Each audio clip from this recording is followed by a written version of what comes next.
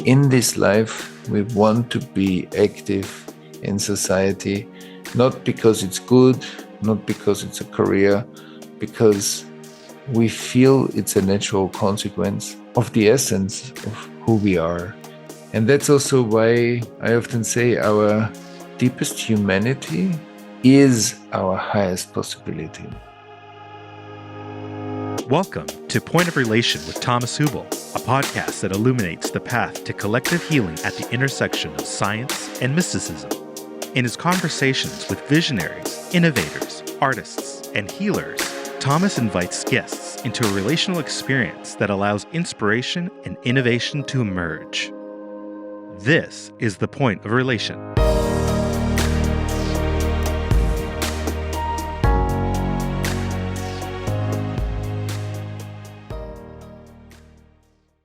Welcome to Point of Relation. I'm Michelle, producer of the podcast. This is part 2 of a Q&A series with Thomas. In September, Thomas hosted a live event with Gabor Maté in celebration of his new book, Attuned. For that event, we invited participants to submit their questions for Thomas and Gabor. During this podcast series, we're asking Thomas some of the questions that he and Gabor did not have time to answer during the live event. So thank you to all those who submitted their questions, and we'll get through as many as we can. So first up is this question for you, Thomas. How would you describe the relationship between individual healing, relational attunement, and systems change? Yeah, I think the beauty of healing trauma is post-traumatic growth, obviously, that expresses itself through deeper personal integration. So we have more energy, we feel more related, we feel more creative, we feel more grounded, we feel more connected to life versus looking at life. We feel more as an integral part of than somebody sitting on the fence looking at what's happening. So there is we are coming more and more into life, but it's not just an unconscious involvement. It's like being in life and having the capacity to still have enough inner space to also witness our own inner process as we participate. That's different than from being in something and being lost, like unconsciously lost in the process. So personal integration work deepens our relational experience, dispels some layer by layer, some aspects of separation, and shows us or reveals more and more the interdependence, the interconnectedness, as Dan Siegel loves to say, that we are an integral part of, and more, we are the ecosystem. We are not just a part of the ecosystem. We are that. So individual change creates more, or individual integration creates more kind of freeing up movement, creativity, which is an individual gain, but it's also already a collective contribution. But it also melts a bit the difference between, or the separation between individual self and collective self, so that it opens up those layers that these are not two different parts of life, but they are a continuum. They are like a flow, a movement, a system. So that means I am an individual with a specific quality. At the same time, I am ecosystemic. I'm also the ecosystem. I'm also the collective. I'm also the ancestral data flow. And if we want to take it deeper spiritually, I'm also a much deeper perspective that goes beyond all these separate forms, it seems, that we can name. And the inner work is giving us access to the kind of fluid continuum participation in life. And that also means that if our relational capacities grow, we are less fragmented and fragmenting. We are less othering, not parts of ourselves, but also in the relationship to society. We are less polarizing and more able to host polarization. We are more able to host conflicts. We are more able to host differences. And that means that we naturally, our contribution becomes more unifying by nature, not because now I'm trying to be less polarizing, because my integrated interior is naturally creating less polarization. It's not a mental, moral stance. It's an embodied way of living. It's like walking my talk. And so that also creates more, when I feel more grounded in myself, when I integrate more and more of my fears, then I feel naturally more secure and safe and related wherever I am, which means I can also contribute more generosity and more holding when people around me feel stressed or feel afraid, because it triggers less of my own fears, so I can be more available for that. And it's not going to trigger me. The opposite, it will bring more of my compassion and my care. And that's why my own internal integration becomes naturally ecosystemically active, because that way of groundedness and more regulated nervous system, more relationality, will affect my environment, where I work, my family system, me as a parent, as a citizen. I will naturally create that around myself, not because I want to create it, because it's a great idea or a great way of living, because I'm creating it naturally by the way I am. And so every internal healing integration process naturally has also a collective impact. And then on top of that is also that the willingness in myself to contribute and to give and to be of service and to notice how maybe what was once my own traumatization and wounding, because I spent more and more time to heal and integrate that, also I become a remedy. So when I want to engage, and often these things call me then, because I feel I developed actually a capacity that I can pass on. So my trauma turns more and more into wisdom. And so wanting to be more engaged, being less defensive, being less, like more unifying and less subject to polarization, means my contribution will naturally reach areas in society that I wasn't able to be active in before, because of my own internal or unconscious enrollment in certain levels of polarization or societal fragmentation. And so there are many ways how individual work becomes systemically active, and also that our motivation, our resilience, our courage, our compassion, our love is growing. And we want to be in this life. We want to be active in society, not because it's good, not because it's a career, because we feel it's a natural consequence of the essence of who we are. And that's also why I often say our deepest humanity is our highest possibility, which means the more we ground ourselves and heal, we become more human, we become more ourselves. There's less need for kind of behaviors that we need to put in place in order to fit, in order to belong, in order to feel safe. And so it makes us feel more authentic, more real, more grounded, also in many ways sometimes more simple.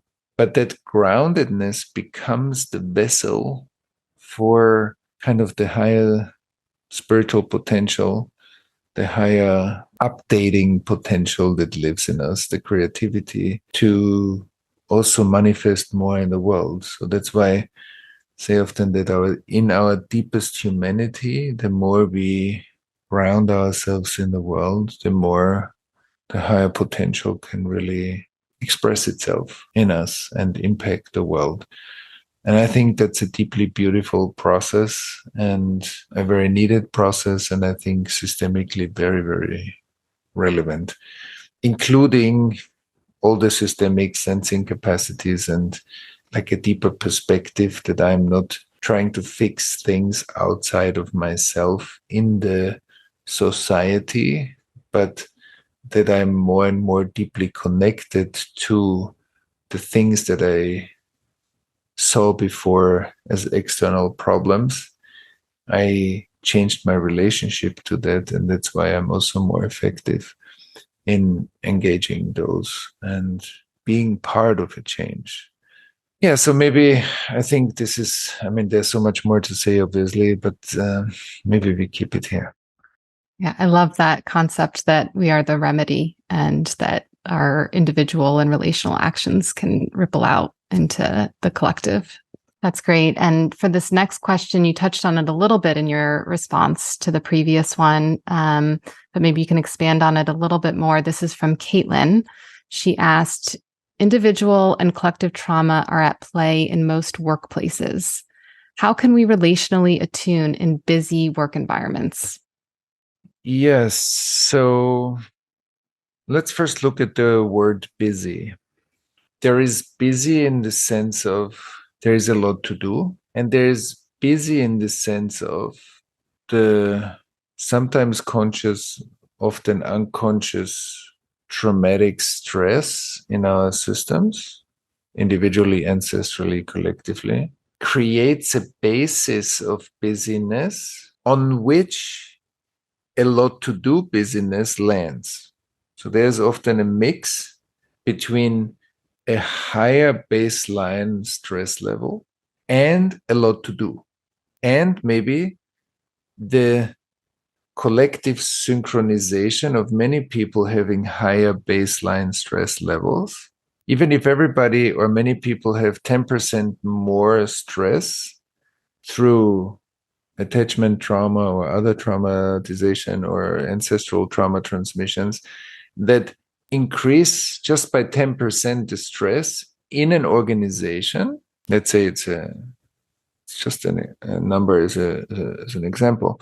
And that 10% higher stress level is the basis on which the busyness of the day-to-day workloads landing, including all the trigger moments when somebody gets triggered, gets stressed, talks to another person in a power over way. There's fear, there's all kinds of dynamics and behaviors that conflicts, frictions, passive aggressive behaviors, and so on.